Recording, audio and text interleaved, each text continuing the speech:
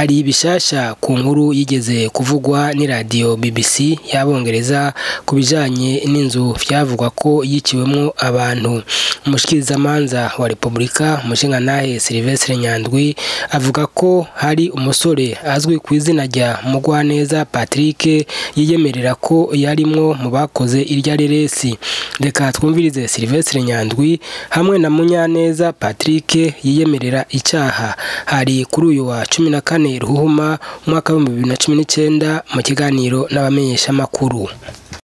Bashinga ntabe bafasoni bamenyesha makuru twagomba dufate aka kanya kugira ngo tubamenyeshe aho ibijanye na ya Reresi kinyoma kwihungabanywa ry'agateka kazina muntu mu Burundi. Iteleviziyo y'abongereza BBC yashize ahabona itariki 4 z'ukwezi kwa 12 2018 biteye. Muri iyo Reresi mwarabonye ko havugwamwo ibikorwa biteye isoni n'ubwoba byo guhungabanya agateka kazina muntu ngo vyakozwe n'abakozi bigendereza babikorera mu nzu iri mu Kinindo ibarabara Ntwarante inomero 76 kugira ngo abateguye ububeshi buri muri iyo Reresi bacivutu abazoyiraba barashizemwo umuvo w'amaraso utemba imbere y'iyo nyubakwa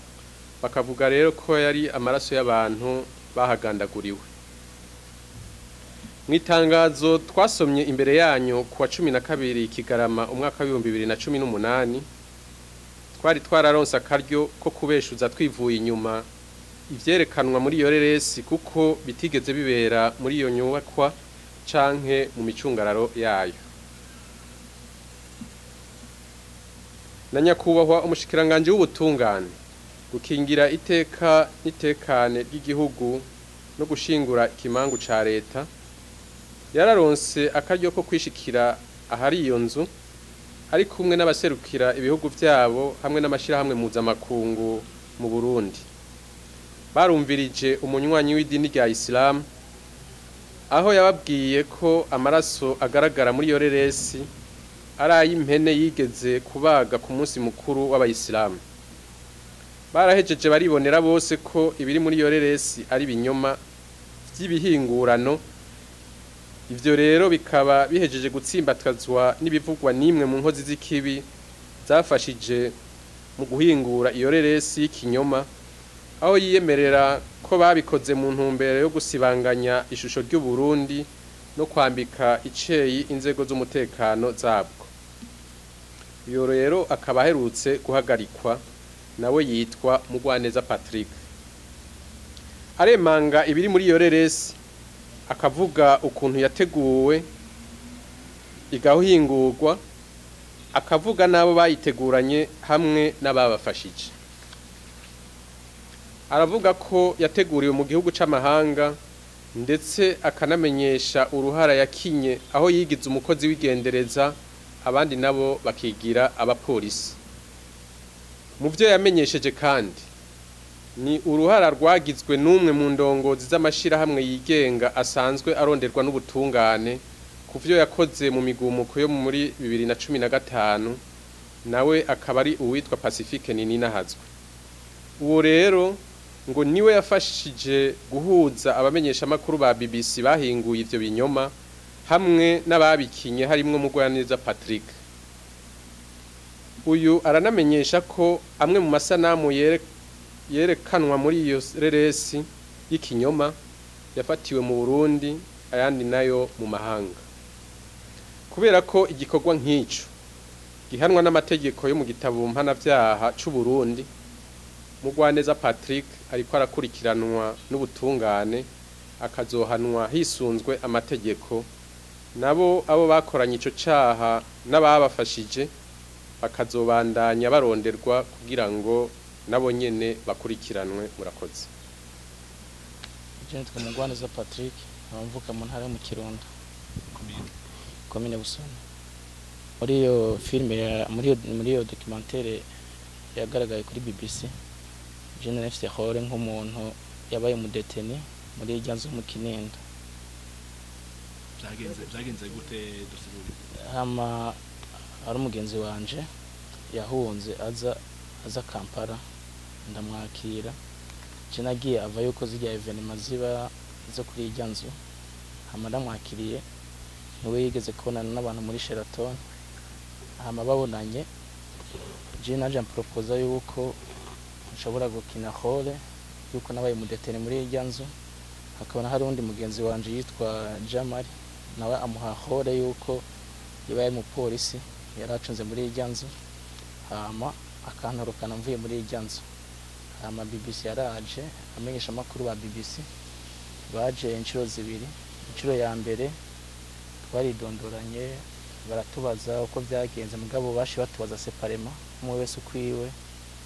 hama je ivyo bambajije kuvyonze ko nabaye mu deteni hajya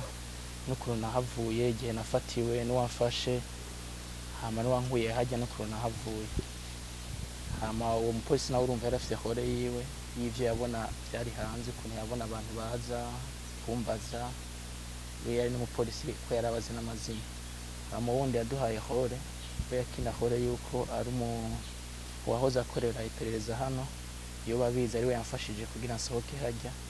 aha umugambi wa mupolisi wo kungura hajya aho ayo mafaranga mugabo byose ntivyari byurumva je sinigeze pfunirwa muri iryanzu hama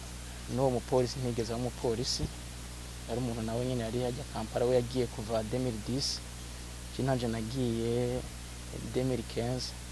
après yo kurahira ku mukuru w'igihugu urumva irya evenement nayo bavuga yuko yabaye entre le 25 novembre kuduga umva icyo gihe je naravuye mu gihugu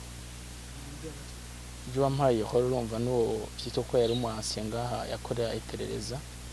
niwe yatwangajije je n'uwo Jamari mugabo yitwa Amede n'Inganza ntacu yanyemereye gusa yambwiye ko twabona n'abajournaliste bashobora kuzodufasha tukaronka protection cyangwa tukaronka amahera mugabo tumaze kugira ntuzi ya rencontre ya mbere n'iya kabiri amahera baduhaye juste baduha amahera ya transport yakuzanye n'ayakugarukanye warabarongo yitwa Charlotte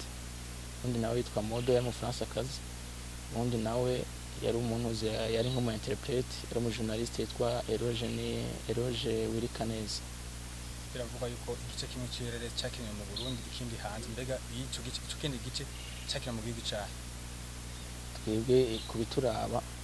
yari zitwa kubituraba twakini twari Kampala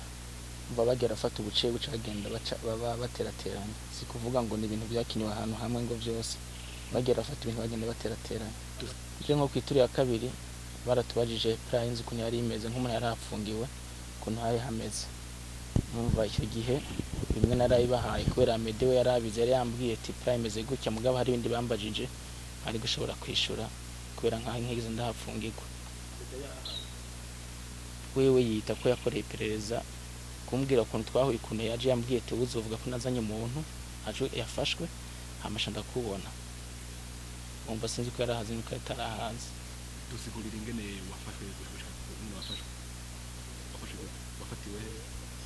aho nafatiwe n'umutangano ukuntu nafashwe ubonye na Amede yarumvise ko ndi Burundi ashabona ko igikorwa tugiciri hagati kubera n'ubundi twategeza kubandanya kubera twateza guhura naho muri CPI n'abadroit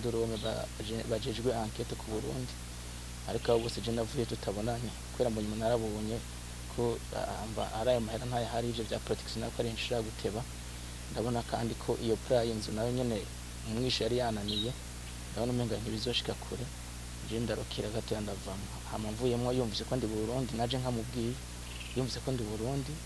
sinzi ko ryabaye ishavu sinzi ko ryabaye iki yaciye ku telefone y'undi mugenzi aratelefona ambaze ko turavugana tuvuganye umunsi wa kabiri ansaba yuko namutorera amahera ku muntu w'umudokiteri w'umukozi wiwe ayamurungikiye hama ngiye bukeye yari dimanche le 20 janvier hama ngiye icyo gihe nashiye nsanga ari umuntu muri akorera kwego rw'iperereza